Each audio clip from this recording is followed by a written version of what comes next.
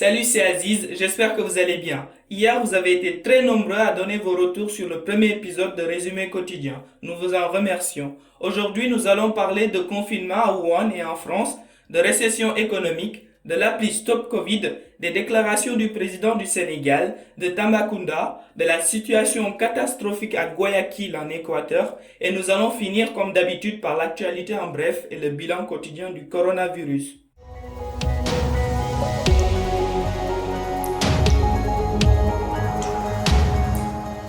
Et commençons tout de suite par Wuhan. Comme une nouvelle renaissance, la ville célèbre la fin de 2 mois de confinement strict. Un festival de son et de lumière a ébloui les immeubles de la ville au soir du 8 avril. Les gens se sont rués vers les gares et aéroports pour retrouver leurs proches ou tout simplement aller travailler. Cependant, les habitants portent toujours des masques et des contrôles de température sont effectués dans plusieurs endroits. De plus, chaque habitant est géolocalisé et dispose d'un code QR qui, s'il est vert, montre que la personne n'a pas été en contact avec des gens infectés et peut ainsi circuler librement. Cette situation de déconfinement n'est pour le moment pas envisagée dans les jours qui viennent en France. En effet, l'Élysée a annoncé ce mercredi 8 avril à l'agence France Presse que le confinement ira au-delà du 15 avril. Pour le moment, une nouvelle date n'a pas été prise, mais le président Emmanuel Macron présentera lundi soir ses décisions pour la suite de la lutte contre l'épidémie, après avoir bien sûr consulté les scientifiques et un grand nombre d'acteurs publics et privés, français, européens et internationaux. Ce prolongement est nécessaire vu l'évolution actuelle du virus. Toutefois, le confinement affecte durement l'économie française, car elle vient d'enregistrer une chute record de 6% de son PIB au premier trimestre, le pire chiffre depuis 1945.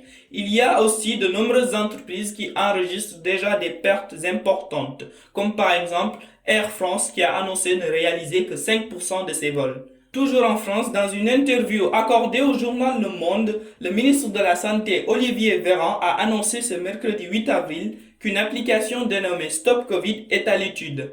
Le but de cette application est de faciliter le contact tracing ou suivi de contact des malades et des personnes avec qui ils ont été en contact. Mais contrairement aux applications développées en Chine, celle-ci ne va pas utiliser la géolocalisation, mais plutôt une technologie basée sur le Bluetooth, assure le ministre.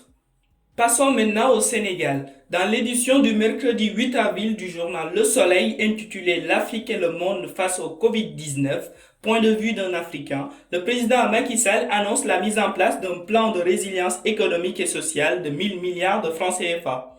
Et il évoque aussi la meilleure stratégie à adopter pour lutter contre le coronavirus. Détection précoce, isolement rapide, prévention et contrôle de l'infection. Toutefois, il reconnaît que l'Afrique est encore loin des normes de l'OMS. Le président lance aussi un appel pour l'annulation de la dette publique africaine et le réaménagement de sa dette privée selon des mécanismes à convenir. Toujours au Sénégal, le gouvernement de Tambacounda a annoncé que 334 personnes sont suivies dans le cadre du coronavirus. 58 d'entre elles sont des cas à haut risque reliés directement aux cas contrôlés positifs dans la région. Et 90 sont des talibés qui sont actuellement mis en quarantaine. Il a également annoncé que désormais les marchés seront fermés le mercredi et le samedi, ainsi que des horaires d'ouverture de 7h à 15h les jours où ils ne le sont pas. Attention, les images qui vont suivre sont très sensibles. À Guayaquil, épicentre du coronavirus en Équateur, la situation est catastrophique. Les services de santé sont débordés et ne peuvent pas prendre en charge tous les décès. Résultat, certains corps sont laissés dans la rue. Dans les hôpitaux, les morts s'accumulent et ils ne peuvent pas tous être conservés dans un réfrigérateur. Commençons tout de suite les actualités en bref avec Donald Trump qui menace de suspendre la contribution des États-Unis à l'OMS. Pourquoi? Parce qu'il estime que l'organisation n'a pas bien géré la crise sanitaire actuelle et il déplore les prises de position très favorables dans la manière de gestion de l'épidémie par la Chine. En Égypte, le gouvernement a annoncé une baisse de 20% des salaires des fonctionnaires pour le redistribuer aux plus démunis. Au Sénégal, le ministre de l'Éducation annonce la mise en place prochaine d'une chaîne télévisée dénommée Canal Savoir sur la TNT pour que les élèves et étudiants de tous les niveaux puissent bénéficier de cours donnés par des enseignants et des profs. Au Yémen, un cessez-le-feu de 15 jours a été proposé par l'Arabie Saoudite aujourd'hui aux rebelles Houthis. Pour rappel, la guerre civile a débuté en 2014 et se fait sous fond de conflits interposés entre l'Arabie Saoudite qui soutient le gouvernement yéménite et l'Iran qui soutient les rebelles. Nous finissons les actualités en bref par les pays européens qui sont en train actuellement de négocier un accord pour la relance de l'économie.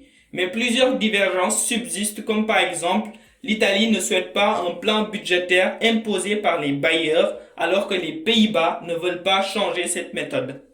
Nous sommes enfin arrivés au terme de cette vidéo. J'espère qu'elle vous a plu. N'oubliez pas de liker, vous abonner et partager cette vidéo. Merci à tous et à demain pour de nouvelles informations.